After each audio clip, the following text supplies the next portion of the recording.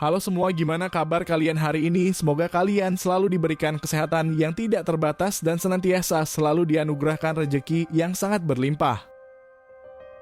Pada kesempatan kali ini saya akan menceritakan sebuah kisah yang cukup tidak masuk akal dan membuat banyak orang akan mengernyitkan dahinya atas perilaku manusia yang tidak pernah terduga. Sebuah peristiwa yang tak hanya mengguncang jagat maya, tapi juga menampar logika publik secara terang-terangan. Kejadian ini terjadi di Kabupaten Bulukumba dan melibatkan satu keluarga, di mana dua orang remaja memutuskan untuk saling mengikrarkan janji suci, yaitu pernikahan antara sesama saudara kandung yang lahir dari rahim yang sama.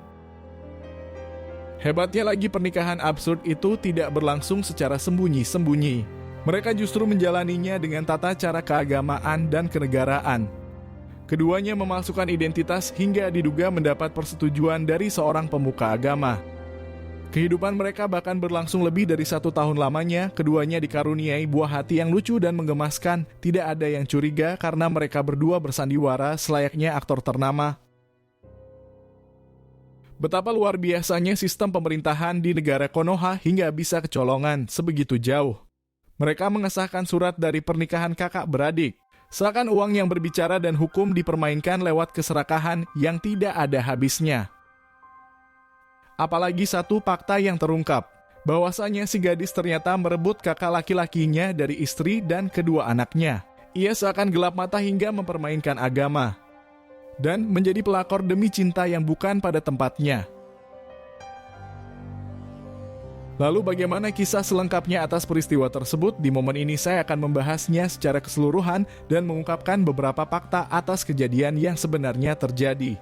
Semoga dari sini kita semua bisa mengambil banyak pelajaran yang terkandung di dalamnya, sebuah cerminan nyata dari perilaku manusia yang semakin tidak terkendali. Si laki-laki yang menjadi pemeran antagonis itu bernama Ansor Mustamin yang berusia sekitar 27 tahun. Ia bertempat tinggal di Kecamatan Ujung Bulu di Kabupaten Bulukumba di Provinsi Sulawesi Selatan.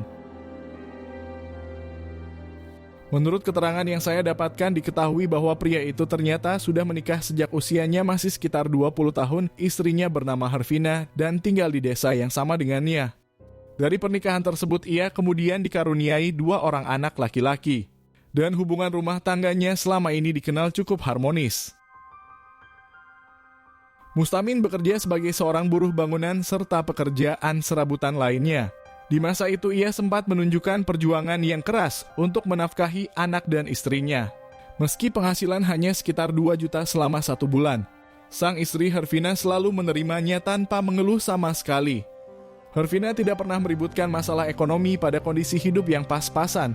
Baginya rezeki sudah diatur dan tugasnya hanya melayani serta berada di samping Mustamin apapun yang terjadi. Hingga pada tahun 2019 yang lalu, Mustamin ternyata memutuskan untuk merantau karena mendapatkan tawaran dari teman lamanya. Ia kemudian meminta izin pada sang istri untuk pergi ke kota Balikpapan. Ia ingin memperbaiki kondisi finansial keluarganya dan memberikan kehidupan yang lebih baik. Pada saat itu Mustamin ternyata mengajak adik perempuannya untuk ikut bersama. Ia berdalih bahwa dirinya ingin membawa Fitriani karena ia sudah baru lulus sekolah. Sang adik harus keluar dari lingkungan tempat tinggalnya untuk membangun masa depan yang lebih jelas. Mustamin ingin Fitriani bisa hidup mandiri dan tidak lagi menggantungkan hidupnya pada kedua orang tuanya yang sudah renta. Pada momen itu Hervina tidak merasa curiga sama sekali. Ia bahkan mendukung langkah suaminya karena alasannya sangat masuk akal. Tidak ada yang janggal atas kepergian keduanya di waktu itu. Singkat cerita, perjalanan mereka ternyata memerlukan waktu selama 5 jam. Dengan bekal 1 juta rupiah, keduanya nekat untuk pergi ke kota perantauan. Mustamin kemudian sampai di kontrakan yang sudah disediakan oleh teman lamanya. Di sana mereka akan tinggal dalam satu atap dan pada situasi ini semuanya masih berada di batas yang wajar. Apalagi sejak kecil Mustamin dan Fitriani memang sangat akrab dan tidak terpisahkan. Kakak laki-laki itu menjadi contoh yang baik untuk adiknya. Mereka juga saling mendukung dan suka memberikan perhatian satu sama lain. Dalam keterangan yang disampaikan oleh Mustamin, ia dan Fitriani ketika itu bekerja di sebuah tempat percetakan di pusat kota.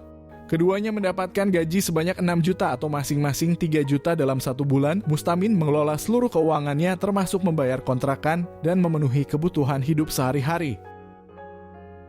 Pada 3 bulan pertama ia bahkan rutin mengirimkan sebagian penghasilannya ke anak dan istrinya di kampung. Hingga seiring berjalannya waktu setelah mereka hampir 6 bulan hidup bersama, hubungan antara Mustamin dan Fitriani kemudian mulai melenceng pada batas yang seharusnya dijaga. Rasa nyaman atas kedekatan itu kemudian mempengaruhi pikirannya, perlahan perasaan yang bersifat kekeluargaan malah berubah arah. Mustamin mulai merasakan gejolak batin yang sulit untuk ia mengerti. Apalagi jarak yang memisahkannya dari sang istri membuatnya sering merasa kelimpungan. Kedekatan yang setiap hari terjadi dengan Fitriani memaksanya memikirkan sebuah dorongan dari hasrat yang seharusnya tidak ada. Perlu diketahui bahwa kontrakan yang ditempati oleh mereka ternyata hanya bangunan yang sederhana, hanya ada 1 ruangan tanpa kamar ataupun sekat pemisah. Mereka berdua selama ini menjalani kehidupan di dalam uang yang sangat terbuka, tidak ada batasan privasi sebagaimana layaknya tempat tinggal pada umumnya. Semua aktivitas berlangsung di tempat yang sama seperti mengganti pakaian ataupun beristirahat dan tidur pada 1 ruangan yang sangat sempit hingga menciptakan kedekatan yang tidak bisa terhindarkan. Situasi ini tentu menimbulkan potensi yang kapan saja bisa terjadi, terutama karena mereka ada 2 insan yang sudah dewasa dan berjenis kelamin berbeda. Sedikitnya pasti ada saja rasa ingin tahu lebih jauh meskipun memiliki ikatan keluarga, namun batas itu perlahan terkikis seiring kebersamaan yang terlampau berlebihan tersebut. Ia mengaku bahwa awal mula dari pernikahan ini adalah godaan yang tidak henti-hentinya datang. Dari segala arah ia mulai menunjukkan ketertarikan pada Fitriani. Hingga pada akhirnya puncak atas kebersamaan mereka kemudian terjadi di malam yang begitu sunyi dan dingin. Ketika itu mereka baru pulang bekerja dan langsung tertidur di tempat yang sama.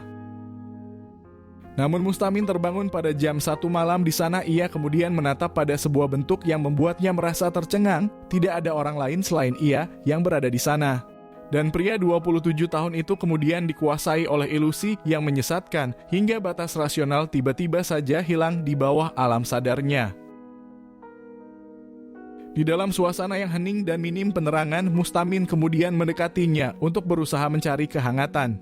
Hingga yang tidak terduga bahwasanya Fitriani mengaminkan tak ada larangan ataupun bentuk penolakan, seakan semuanya berjalan dengan begitu saja tanpa paksaan sama sekali. Sejak malam itu segalanya kemudian berubah secara drastis. Hubungan antara Mustamin dan Fitriani tak lagi sama seperti sebelumnya. Semua kedekatan itu perlahan menjelma menjadi ikatan yang sulit dijelaskan, sesuatu yang jauh dari pikiran akal sehat dan tentu saja tidak pernah dibayangkan oleh siapapun di sekeliling mereka. Pada malam-malam berikutnya hubungan antara Mustamin dan Fitriani semakin jauh melenceng dari batas yang seharusnya. Keduanya mulai menjalani kedekatan yang menyerupai pasangan dalam ikatan pernikahan, padahal status dan hubungan mereka tidak memungkinkan hal itu terjadi. Mustamin tampak semakin tenggelam dalam rasa ketergantungan emosional yang sulit dijelaskan, sementara Fitriani pun seakan menikmati peran barunya. Ia seolah menerima semua perlakuan itu tanpa banyak pertanyaan. Hingga pada akhirnya puncak dari kedekatan tersebut kemudian terjadi saat itu Fitriani mengeluhkan sakit pada bagian perutnya. Setelah memeriksakan diri ke klinik terdekat, di sana ia menerima sebuah fakta atas hasil yang benar-benar tidak terduga. Ia sempat terdiam dalam kebingungan. Fitriani tak memahami perasaannya kini. Ada rasa takut serta guncangan batin yang tidak bisa diungkapkan. Namun di satu sisi lainnya, ia merasa bahagia atas benih kehidupan yang sekarang ada di rahimnya. Pada saat itu Mustamin kemudian langsung diberitahukan, dan ketika ia mendengar kabar tersebut ia hanya diam. Mustamin seakan bersikap tenang namun batinnya juga terguncang. Perasaannya mungkin sama persis dengan apa yang dirasakan oleh Fitriani.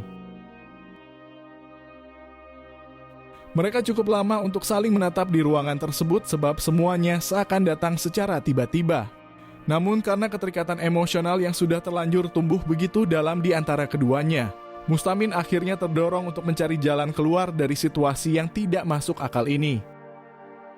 Sebab di kota perantauan yang jauh dari kampung halaman, ia menyadari bahwa kehadiran seorang buah hati tanpa ikatan seakan menimbulkan kecurigaan dan risiko sosial yang besar. Terlebih lagi status mereka yang seharusnya terikat sebagai saudara kandung yang lahir dari rahim yang sama. Mustamin akhirnya memberanikan diri mengambil keputusan yang tak bisa dibenarkan, ia akan menikahi Fitriani. Meski dengan cara yang menyalahi aturan, ia mulai menyusun rencana, membuat dokumen palsu, mengubah status identitas mereka, bahkan mencari orang dalam dan membayar sejumlah pejabat daerah yang bisa membantu melancarkan aksinya tanpa terlalu banyak bertanya. Mustamin tahu bahwa kehamilan Fitriani tidak bisa diabaikan. Dan untuk itu ia rela menanggalkan semua ingatan tentang istri sahnya serta 2 anak yang ditinggalkannya di kampung. Bahkan sampai pada titik di mana ia bersedia mengubah kartu keluarga milik orang tuanya sendiri demi menutupi semua jejak yang bisa membuka kebusukan ini di masa depan. Singkat cerita, Mustamin dan Fitriani akhirnya menjalani prosesi pernikahan secara resmi. Mereka menghadirkan 2 saksi dan menggunakan jasa seorang pemuka agama untuk melangsungkan akad, dan pencatatan pernikahan itu pun diurus ke kantor urusan agama setempat agar memiliki legalitas administratif. Karena dokumen yang diajukan terlihat lengkap dan meyakinkan, para petugas tidak menggali lebih dalam latar belakang mereka, sehingga pengesahan berlangsung tanpa kendala kelalaian yang kelak memicu polemik besar. Di hari itu, keduanya tampak begitu akrab dan memperlihatkan kedekatan seperti pasangan yang benar-benar bahagia. Momen tersebut juga sempat diabadikan melalui sejumlah foto bersama, bahkan diunggah ke media sosial secara terbuka, seolah ingin menunjukkan hubungan mereka kepada dunia tanpa rasa bersalah. Meskipun di balik itu semua terdapat kenyataan yang sulit diterima logika kebanyakan orang. Menurut informasi yang berhasil saya himpun, keduanya kemudian menjalani kehidupan baru dengan penuh ketenangan. Hubungan mereka tampak harmonis, rasa kasih sayang di antara keduanya terlihat begitu kuat, dan mereka pun dikaruniai seorang anak yang menjadi buah dari kebersamaan mereka. Namun semua itu berubah ketika kabar pernikahan mereka sampai ke telinga Hervina, sosok perempuan yang secara hukum masih berstatus sebagai istri sah Mustamin. Ia mengetahui semuanya dari salah satu kerabatnya yang memperlihatkan foto-foto pernikahan tersebut. Hati Hervina hancur, ia tidak percaya bahwa seseorang yang pernah ia percayai sepenuh hati justru melakukan hal yang begitu jauh dari nalar. Dengan penuh luka, Hervina kemudian mengadukan kejadian itu kepada keluarga besar. Keputusan pun diambil bahwa hal ini tidak bisa dibiarkan begitu saja. Keluarga akhirnya sepakat untuk melaporkan kejadian tersebut kepada pihak yang berwenang agar mendapatkan kejelasan secara hukum. Tak hanya dari pihak istri, kedua orang tua Mustamin juga merasa terpukul.